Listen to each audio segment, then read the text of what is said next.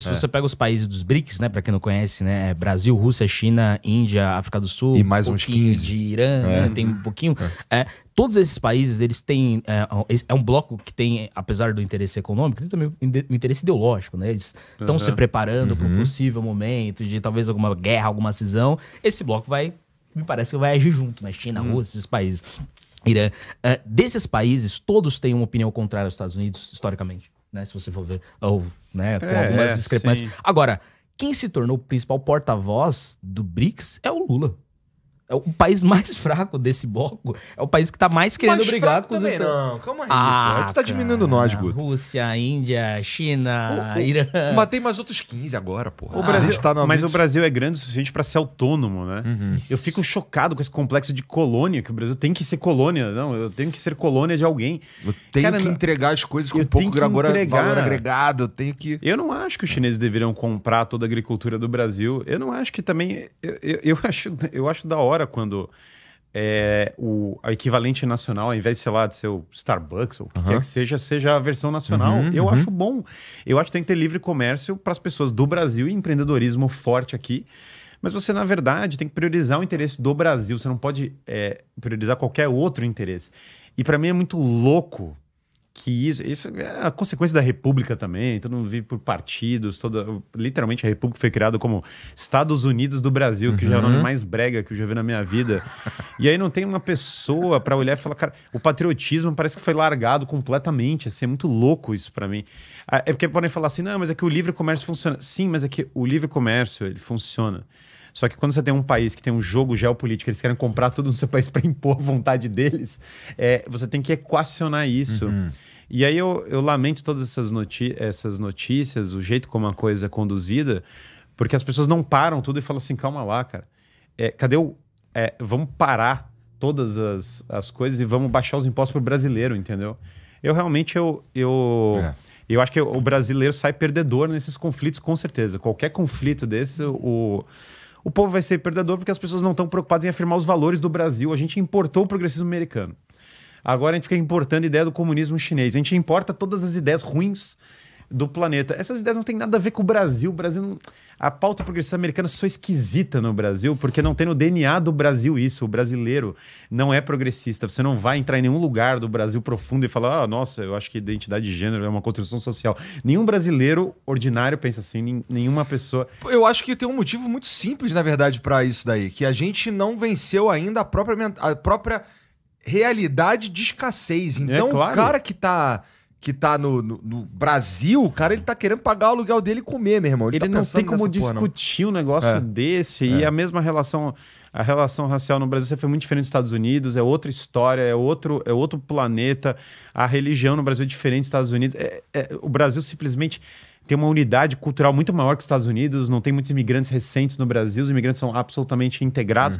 Então, assim, é outro planeta. Então, importar o progressismo americano é insanidade. E aí, o problema então o chinês adota vários... Aliás, a gente deveria aprender com o chinês o que eles fizeram certo no país deles. Só que eles não passam pra gente o que eles fizeram certo no país deles, entendeu? Agora, mas não é interessante que eles vieram aqui aprender o que fazer certo no país deles? É igual a pessoa falar assim, não, é porque eu sou de esquerda, eu amo a China. Ótimo, então eu tenho várias pautas pra você importar, por favor. Vamos começar a prender todos os criminosos, vamos começar a criar cidades com imposto zero e vamos começar a dar aula de masculinidade nas escolas. Não. Isso a gente não pode implantar. Fala, mas você não acabou de falar que você ama a China? Vamos fazer o que a China fez. Então, na verdade, o problema aqui é que a pessoa está mais comprando a propaganda do que o que funciona para os países. O case do Singapura, do Lee Kuan Yew, ele é fascinante. As pessoas deveriam super estudar o Singapura. O Singapura foi desfavelizado, zerou impostos, lei e ordem, cuspiu no chão, vai preso. E a diferença foi muito grande, né? Aliás, tem entrevista do Lee Kuan Yew falando a diferença do país como era antes e como ele foi depois. Lá é uma democracia? Não, é uma espécie de monarquia empresarial. Tá. Tipo, o presidente é uma espécie de CEO do país. Tá. É uma democracia, pro forma é uma república, mas é uma república que meio que elege um CEO. Tá. Que é um modelo muito fascinante, aliás, porque se você pegar, por exemplo, o Japão tem eleições, mas sempre elege o mesmo partido. Curiosamente, não é o da esquerda. E o Japão tem mecanismos como, por exemplo, se o país não performa na economia, as pessoas não ganham por isso. Então, esse tipo de mecanismo que você começa a transformar o país numa coisa mais séria mesmo, ao invés de ser sei lá, no Singapura você é obrigado a aprender tipo 3 idiomas, eles funcionam muito mais do que simplesmente vamos gritar e decidir qual é a solução. Aliás, são mecanismos, né? Que você tem uma gestão mais análoga ao que é uma empresa, sei lá, do que como é feito hoje, que é o Deus dará. Sei lá, ele tá lá na Assembleia, num corpo... o cara tá falando do maluco aqui que tá lá, corpo legislativo, né? Tá fácil lá, Augusto? A experiência, claro... A gente vê que caótica, tem uma né? política de incentivo, né? A gente deve votar, e isso tem tudo a ver com o que o Guilherme tá dizendo, a gente deve votar nos próximos dias um projeto que eu tô torcendo para ser o relator, que era uma das minhas promessas de campanhas, que é uma espécie de ICMS educacional, que é os municípios que têm melhor índices na educação, eles recebem mais impostos. Hoje, do jeito que tá, um prefeito... ele vai receber dinheiro do governo do estado e vai poder se reeleger. Independente de ter feito bom trabalho na educação, na economia, na segurança, enfim, na saúde.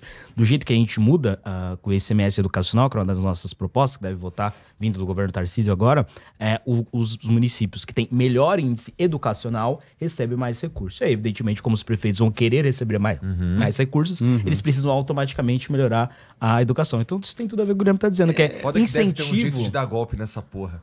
Mas do jeito que tá agora, já está rolando golpe. Não, eu entendo tudo isso. Mas é que tá, pelo menos ele vai ter que dar um golpe pra melhorar a educação, ele vai ter que burlar o IDEB nacional, ou seja... Total, uma rolê. É difícil dar esse golpe, né? Provavelmente ele vai ter que só melhorar a educação mesmo para poder... Talvez seja mais fácil. Capaz. Então, hoje a política nacional, você não tem uma política de incentivo pros bons políticos, né? Hoje o político ele pode prometer um monte de coisa, não fazer nada, a população não vê, não tem transparência, a população não vê, a população não cobra, esse cara vai lá, ele tenta se eleger dizendo que ele tentou e o sistema não deixou, ou que ele realmente fez e acabou não fazendo, né? Então você não tem um incentivo de você melhorar a política com os bons trâmites, né? Isso tem a ver com o que o Guilherme tá dizendo.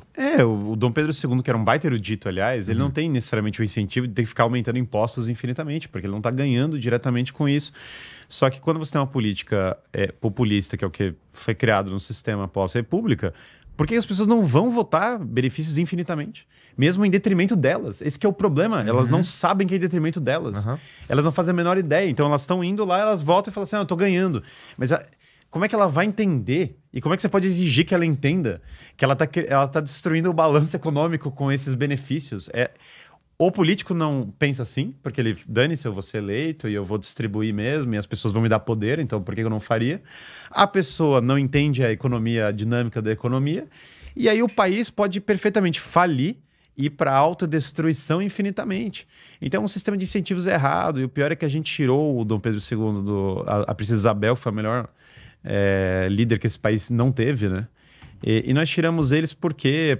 Para botar a oligarquia da maçonaria da República de 8ª categoria, que está até hoje, tem uma oligarquia mandando no Brasil.